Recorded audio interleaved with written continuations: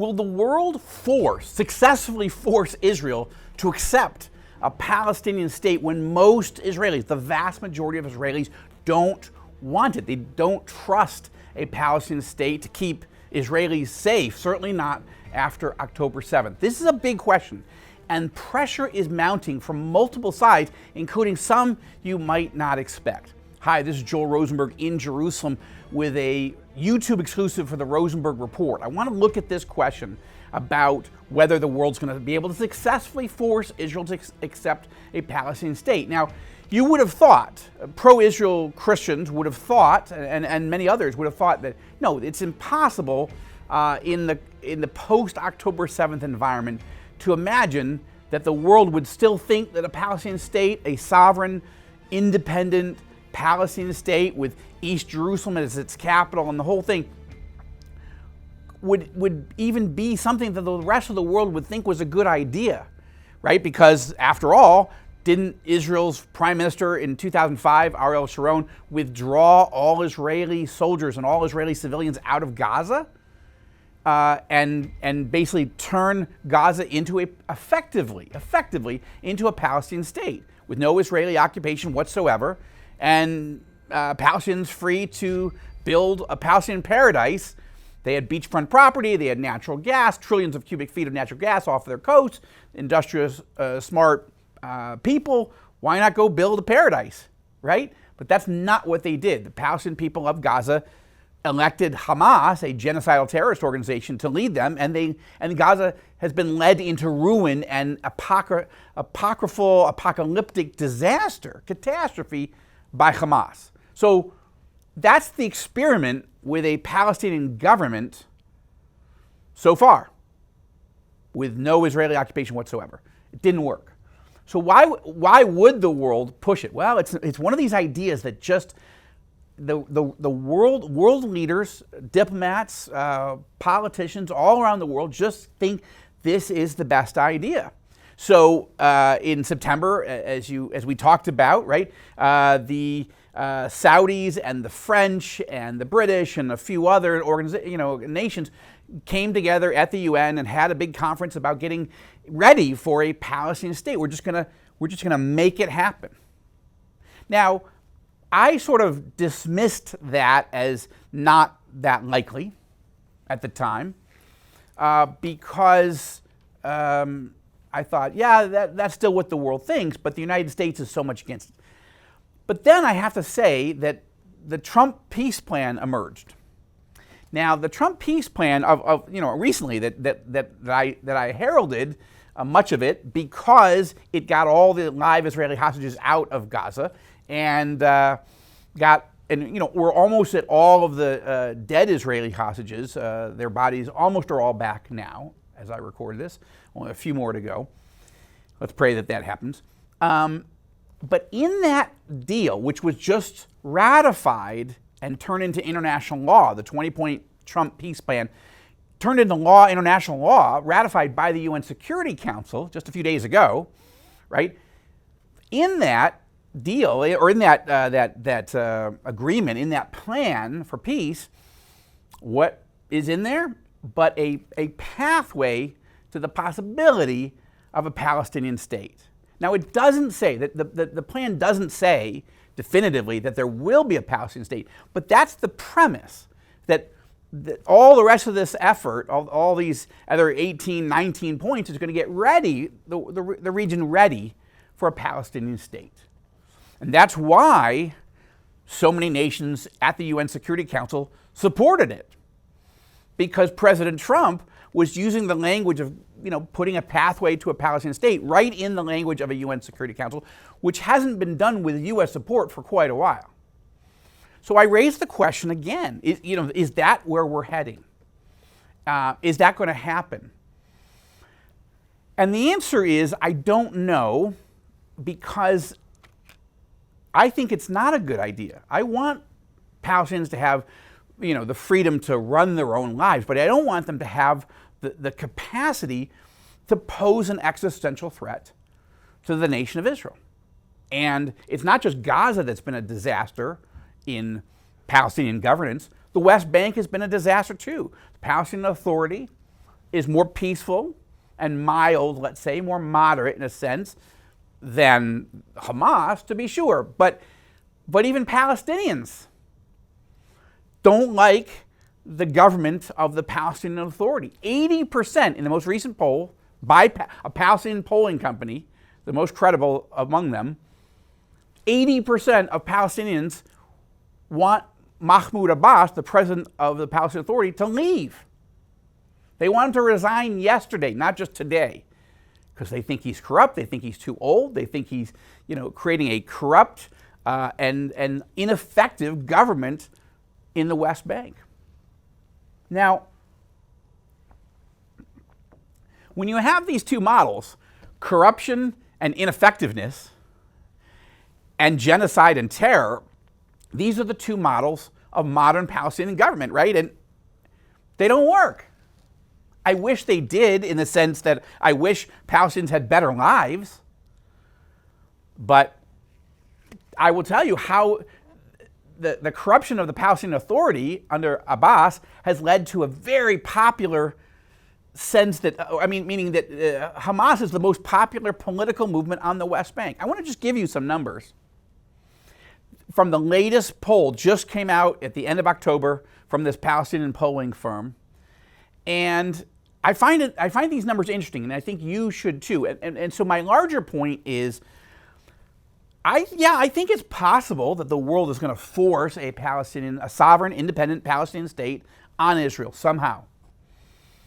I'm not certain about that. I don't see such a state in Bible prophecy, but I can't rule out the possibility that because so much of the world wants it to happen, that it might happen, especially if President Trump pushes Israel to it. Now, he's not doing that yet, but he did put the language of a Palestinian state in his peace plan that got ratified by the UN. And I will add that one of the reasons he doesn't want to shut down the idea of a Palestinian state is because President Trump had supported it in his deal of the century plan that he rolled out in January 2020. That was a very interesting plan, which Bibi Netanyahu mostly embraced because he was pretty sure that Abu Mazen, a.k.a. Mahmoud Abbas, the Palestinian president, the president of the Palestinian Authority, Netanyahu was sure that Abu Mazen would never go for it. So Bibi Netanyahu didn't have to worry. He could hug Trump and accept the Trump deal of the century plan to create peace, knowing that the Palestinian leadership would never accept it. So even though the Trump plan included an actual independent, sovereign Palestinian state with East Jerusalem as its capital, demilitarized to be sure, with land swaps so that Israel would get a bunch of Judea and Samaria, what the world calls the West Bank. We would be able to keep our settlements that we have built there on the biblical heartland. But in return, the Palestinians would get large swaths of territory in the Negev desert and along the borders of Gaza. That was the plan that Trump offered. So in the end, the Palestinian state would be even larger than the territory that the Palestinians oversee today, whether that's the West Bank, Judea and Samaria, or Gaza. That's the Trump plan. So Trump believes in a two-state solution. He doesn't emphasize it much because he knows that Israelis don't like that, and are not just they don't like it. They're worried that our lives are going to be endangered by such a state.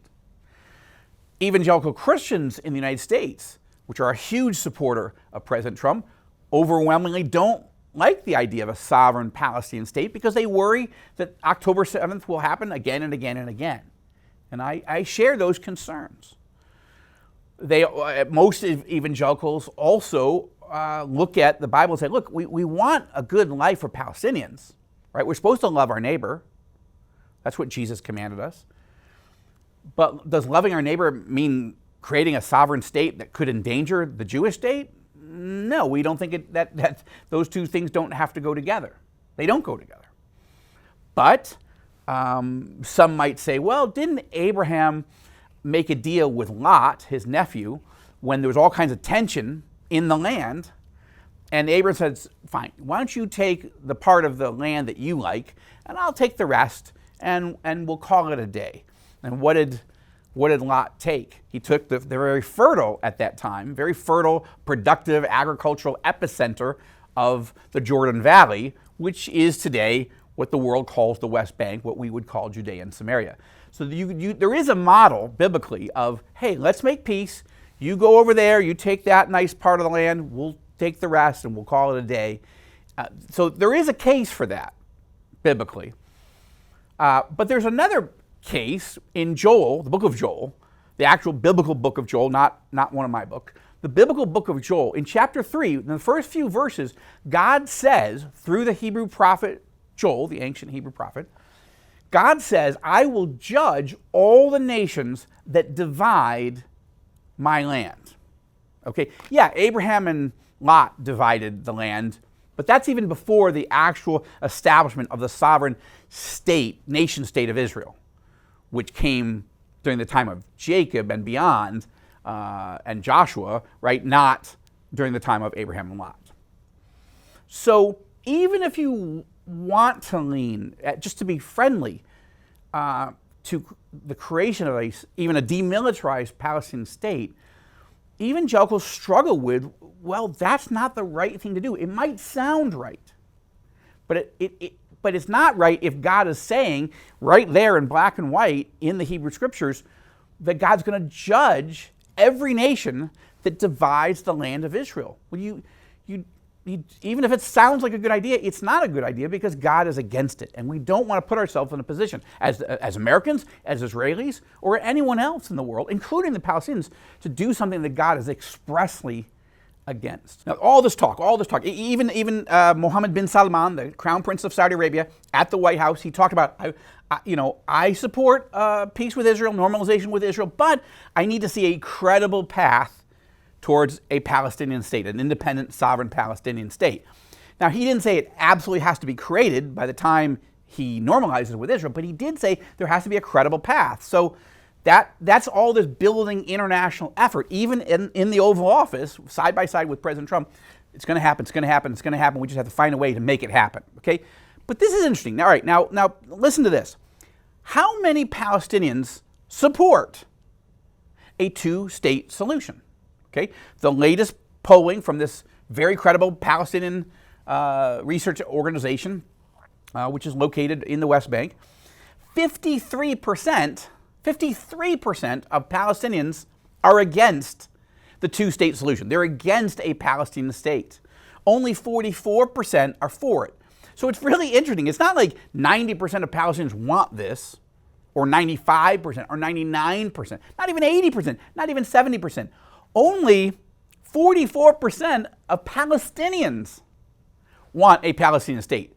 So why should the world go to so much effort to force Israel into a Palestinian state when less than half of Palestinians want it? 53% are against, okay? Now, it's interesting because in Gaza, Gazans actually support the idea of a two-state solution more. Why? Because they've been under war and the horrors of Hamas and all this, so they kind of like the idea of a two-state solution. But those who live in the actual territory that the world calls the West Bank, we call Judea and Samaria, how many Palestinians in the West Bank, where the heart of this Palestinian state would be, how many of them support a Palestinian state, an independent state?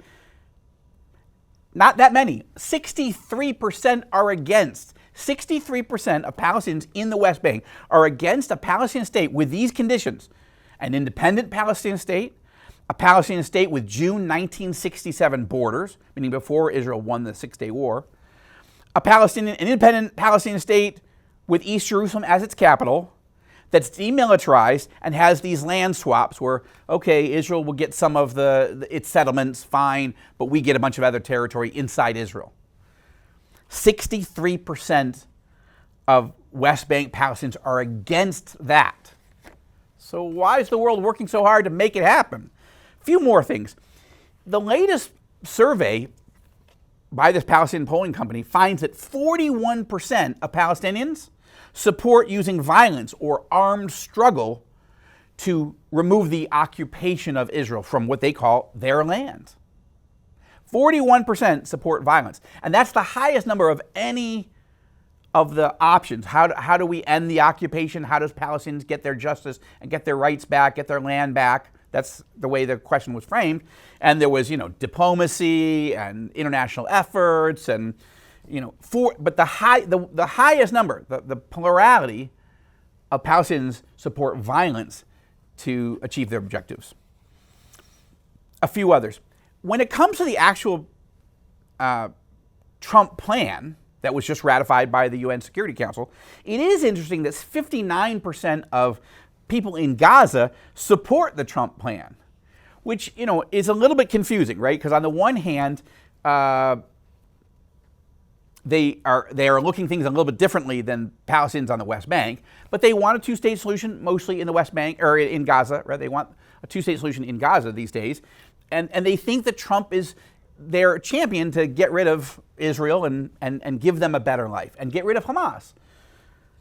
But only 39% of Palestinians in the West Bank support the Trump plan. So there's deep divisions within the Palestinian society. Overall, if you mix everybody together, there's 47% of Palestinians are for the Trump plan, 49% against. Now, my last point is this. How many Israelis at this point support a two-state solution? Because the numbers have dropped dramatically. In 2020, 42% of Israeli Jews supported a two-state solution. That's back when the Trump plan, the road to peace, or the deal of the century plan got rolled out in January 2020. But even then, only 42% of Israeli Jews supported a two-state solution along the lines I just shared. By 2022, before the October 7th invasion, the number had dropped to only 34% of Israeli Jews supporting a two-state solution. Today, the most recent polling that I've seen was from late last year, 2024. Only 21% of Israeli Jews believe in a two-state solution. And the reason that poll showed very clearly is because 93% of Israeli Jews believe that the Palestinian objective of the basic average Palestinian on the ground is genocide or expulsion.